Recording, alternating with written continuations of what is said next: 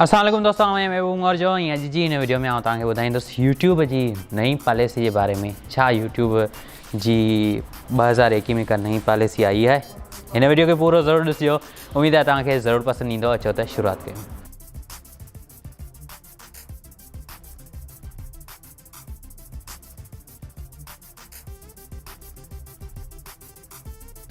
दोस्तों ही सभई तव्हां वीडियो ॾिसी सघो था। ही टोटल ही सब जा सब वीडियोस इन पॉलिसी मुताबिक़ आहिनि।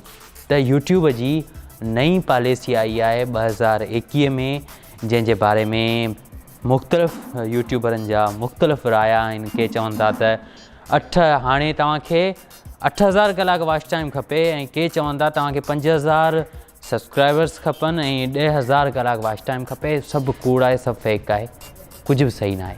सही छा आहे? सही उहो ई आहे त तव्हांखे 4000 कलाक वॉच टाइम खपे। 4000 कलाक मतिलबु त 2,40,000 मिंट। कैलकुलेशन करियो, 2,40,000 मिंट मतिलबु त 4000 कलाक वॉच टाइम ऐं 1000 सब्सक्राइबर्स खपनि था साल में। साल जो मतिलबु इहो न आहे त तव्हां जनवरी में ठाहियो आहे चैनल ऐं जनवरी खां जनवरी ताईं, बिल्कुलु बि न। साल जो मतिलबु इहो आहे त लास्ट 365 ॾींहंनि में, गुज़िरियल 365 ॾींहंनि में। कीअं? मतिलबु त जेकॾहिं तव्हां अॼु पिया मोनेटाइज़ेशन जे लाइ अप्लाई कयो त अॼु खां पोइ ते, मतिलबु गौर सां, पोइ ते 365 ॾींहं ॻणिया वेंदा, काउंट कया वेंदा। जेकॾहिं तव्हां सुभाणे ई कंदो अप्लाई त सुभाणे खां 365 ॾींहं पोइ ते ॻणिया वेंदा। इहो लाज़मी न आहे त तव्हां जनवरी में चैनल ठाहियो आहे त तव्हां जनवरीअ में ई अप्लाई कंदो ऐं जनवरी ताईं तव्हांखे ॾिठो वेंदो, बिल्कुलु बि न। लास्ट 365 ॾींहं ॾिठा वेंदा आहिनि। सही आहे? सो इहा ॻाल्हि ज़हन में रखिजो। ऐं मुख़्तलिफ़ क़िस्मनि जा जेके यूट्यूब जा अपडेट अचनि पिया, नंढा नंढा, इहे त ईंदा रहंदा आहिनि। जीअं काफ़ी सारनि दोस्तनि जा हींअर चैनल डिसेबल थी विया, मतिलबु चैनल उन्हनि जा हलनि पिया, मोनेटाइज़ेशन उन्हनि जी डिसेबल थी वई आहे। सो उहे छो डिसेबल थिया, उनखे जेकॾहिं तव्हां उनजे पोयां ॾिसंदो, बिहाइंड द सीन्स काफ़ी ग़लति कंटेंट हो रखनि था, मतिलबु त यूट्यूब जी पॉलिसी जे ख़िलाफ़ु कमु कनि था।